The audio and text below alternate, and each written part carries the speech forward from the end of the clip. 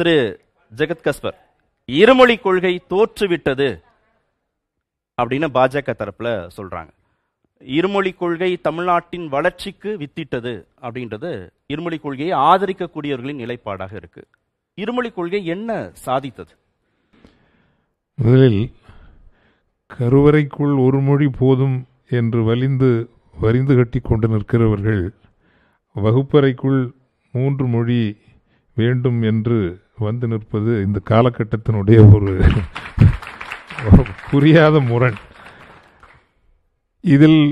இதை பற்றி நாம் இங்கு ஒன்றும் தரவுகள் தருவதற்கு ஒன்றும் தேவையில்லை. காரணம், நீங்கள் ஒன்றிய அரசு தருகின்ற தரவுகளை எடுத்து பார்த்தாலே, மனிதவள மேம்பாட்டு குறியீடுகள் என்று எடுத்து பார்த்தால் இந்தி மொழியினுடைய இதய பரப்பு உத்தரப்பிரதேசம், பீகார், சத்தீஸ்கர், உத்தராகண்ட் பகுதிகள் அனைத்து மனிதவள மேம்பாட்டு குறியீடுகளிலும் தமிழகத்தை விட 1 மடங்கு, 1.5 மடங்கு, 2 மடங்கு குறைவாகத்தான் இருக்கின்றன.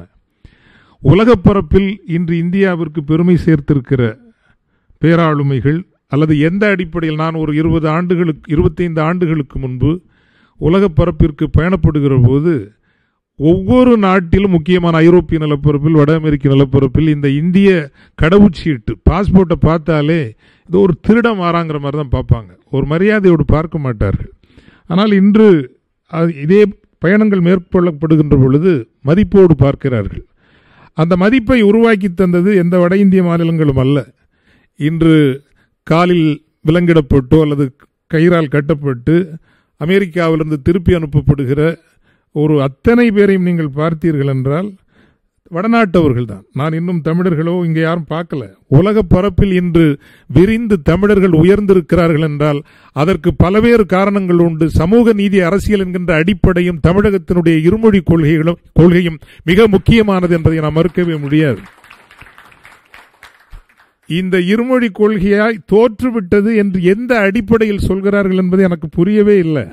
அதே மாதிரி கல்வி, நீங்க உயர்கல்வியில் பதிவு செய்யப்படுவது, உயர்கல்விக்கு நீங்க பள்ளிக்கல்வி முடித்துவிட்டு உயர்கல்விக்கு செல்கின்றவர்களினுடைய அளவீடு என்று பார்க்கின்ற போது இந்தியாவிலேயே முதல் மாநிலமாக தமிழகம் தான் இருக்கிறது. அது எப்படி நடந்தது? நீங்கள் இந்தி பேசுகின்ற மாநிலங்களில் உயர்கல்வியை ஒப்பிட்டு பாருங்கள், உயர்கல்விக்கு பதிவாகின்ற எண்ணிக்கையை நீங்கள் எடுத்து பாருங்கள். தமிழகத்தோ உத்தரப்பிரதேச பக்கத்திலே வர முடியாதுங்கிற அளவுக்கு தான் இன்னைக்கு இருக்குது. இதெல்லாம் எப்படி சாதித்தோம்? வெறும் இருமொழி கொள்கை என்று நான் சொல்லவில்லை. ஒரு சமூக நீதி என்கின்ற அரசியல் பின்புலத்தில் இருமொழி கொள்கையும் மையமாக இருந்த காரணத்தினால் தான். 2, 3வது, ஏன் இது தோற்று போகவில்லை, இன்றுதான் உயிர் துடிப்பு பெறுகிறது என்பது என்னவென்றால், எந்த அடிப்படையில் நீங்கள் இந்தி மொழியை எங்கள் மீது திணிக்க வருகிறீர்கள் என்கின்ற ஒரு கேள்வி இருக்கிறது அல்லவா? அது வயதில் மூத்ததா, நாகரிகத்தில் மூத்ததா, இலக்கிய செழுமையில் மூத்ததா, இலக்கண சிறப்பில் மூத்ததா?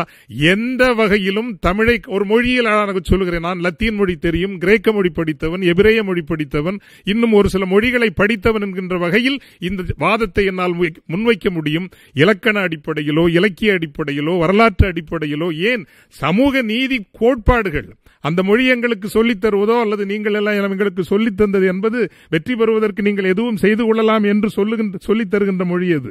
ஆனால் எங்கள் மொழி அப்படி அல்ல. ஈன்றாள் பசி காண்பாள் ஆயினும் செய்யற்க சான்றோர் பழிக்கும் வினை என்ற அறம் சொல்லித் தருகிற மொழி. ஆக எந்த வகையிலும் சிறப்பு பெறாத ஒரு மொழியை எங்கள் மீது கொண்டு வந்து நீங்கள் திணிப்பதற்கு எந்த முகாந்திரம் இருக்கிறது என்கின்ற கேள்வி. அதுவும் முக்கியமாக இன்று சிந்துவெளி நாகரிக சிறப்புகளும் கீழடியினுடைய ஒப்புமைகளும் ஒரு புதிய ஒரு கதையாடலை உருவாக்குகின்ற பொழுது இந்திய துணைக்கண்டத்தினுடைய நாகரிக ஊற்று என்பது எது? செத்துப்போன வெறும் 40,000 25,000 பேர் பேசுகின்ற ஒரு மொழியினுடைய பொதியை சுமந்து வருகிற இந்தி மொழிதான் இந்த துணைக்கண்டத்தினுடைய ஆட்சி மொழியாக இருக்க வேண்டுமா? இல்லை, இன்றும் பிறப்போக்கும் எல்லா உயிர்க்கும் யாதும் ஊரே யாவரும் கேளீர், அறிவினான் ஆகுவது உண்டோ பிரிதின் நோய் தன்னோய் போல் போற்றாக்கடை என்று நாகரிகம் இன்றும் கற்றுத்தருகின்ற உயிர் துடிப்பான இந்த மொழி அல்லது சிந்து சமவெளிக்கும் கீழடிக்கும் எழுத்து வடி அல்லது அந்த எழுத்து வடிவம் ஒப்புமையாக இருக்கிறது என்கின்ற பொழுது சிந்து வெளிக்கான உரிமை கோரல் தமிழர்களாகிய நாம் எல்லோரும் ஒன்றை நீங்கள் நல்லா கவனிச்சுங்க. ஏதோ நாம் மொழிவாரி மாநிலங்கள் பிரிக்கப்பட்ட அடிப்படையிலிருந்து தயவு செய்து தமிழ் மொழியை பார்க்காதீர்கள். மொழிவாரி மாநிலங்கள் பிரிக்கப்பட்டு தமிழ் என்பது இந்த தமிழ் நிலப்பரப்பில் சுருக்கப்பட்டிருப்பதாகத்தான் அது ஒரு பேரிடர் நிகழ்ந்தது. ஆனால் இன்று சிந்துவெளி நாகரிக கண்டெடுப்புகளும் அறிவுதல்களும் கீழடி கண்டெடுப்புகளும் அறிதல்களும் இந்திய துணைக்கண்டத்தினுடைய நாகரீகத்திற்கு உரிமை கோரல் இருக்கிறது என்றால் முதல் தகுதி தமிழுக்குத்தான் இருக்கிறது. எனவே மாண்புமிகு அமைச்சருக்கு சொல்லுங்கள், இந்தியாவினுடைய ஆட்சி மொழியாக நீங்கள் ஒன்றை அமர்த்த வேண்டுமென்றால் அந்த தகுதி இந்தி மொழிக்கு கிடையாது, தமிழ் மொழிக்குத்தான் அந்த தகுதி இருக்கிறது என்பதை நாம் எடுத்துச் சொல்லியாக வேண்டும். இன்னொன்று ஏன் நாம் ஏற்க மறுக்கிறோம் என்றால் அது ரொம்ப ரொம்ப முக்கியமானது. எங்களுக்கு ஒரு வரலாற்று நினைவு இருக்கிறது, தமிழர்களுக்கு ஒரு வரலாற்று நினைவு.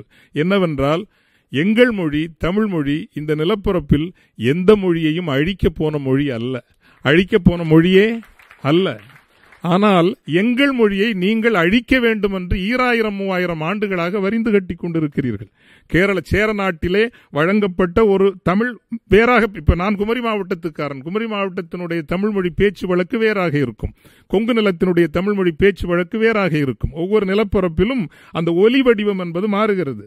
அந்த ஒலி வடிவ வேறுபாடுகளை கொண்டு கேரள நிலப்பரப்பில் இன்றும் சொல்கிறேன், ஏன் நான் கேரள மாநிலத்தவர்களையோ அல்லது கர்நாடக மாநிலத்தினுடையோ பெருவாரி சமூகங்களை பகை சமூகங்களாக பார்ப்பதில்லை, தமிழர்களினுடைய நீட்சியாகத்தான் பார்ப்பது என்றால் கேரளத்தினுடைய ஈழவ சமூக மக்களோ, புலையர் சமூக மக்களோ, சாம்பவர் சமூக மக்களோ, தீயர் சமூக மக்களோ, மீனவ சமூக மக்களோ, அங்கு வாழ்கிற நாடார் சமூக மக்களோ அவர்களெல்லாம் மலையாளம் பேசி பிறந்தவர்கள் அல்ல. மாறாக அந்த நிலப்பரப்பில் சமஸ்கிருதம் சென்று சதி செய்து தமிழை கொன்று மலையாளம் என்கின்ற ஒரு புதிய மொழியை உருவாக்கிய ஒரு நினைவு எங்களுக்கு உண்டு. ஒரு துயர நினைவு அல்ல, சோக நினைவு அல்ல, வலியின் நினைவுகள் உண்டு. அது கர்நாடகமாக இருக்கட்டும், ஆந்திர பகுதிகளாக இருக்கட்டும், தொல்குடிகளாக வாழ்ந்தவர்கள் பேசிய தமிழ் மொழியை கொன்று புதிய புதிய மொழிகளை நீங்கள் உருவாக்கினீர்கள் என்கின்ற பொழுது நாங்கள் ஏதோ தமிழகத்தில் சமூக நீதி அரசியலும் எல்லா கட்சியிலும் இங்க இருக்கிற ஒரு கட்சியினரை தவிர அத்தனை கட்சியினரும் இருமொழி கொள்கைதான் எங்களுக்கு போதும். தமிழ் மொழிக்கு இந்த இடர் இருக்கிறது, ஆங்கில மொழியால் இருக்கிறது, தமிழ் வழி கல்வி என்பது பேசப்பட வேண்டும் என்பது வேறு விஷயம். ஆனால் இன்று வரைக்கும் எங்கள் மொழியை நாங்கள் காக்க முடிந்திருக்கிறது. எந்த மொழியையும் அழிக்க முயன்றவர்கள் அல்ல நாங்கள்.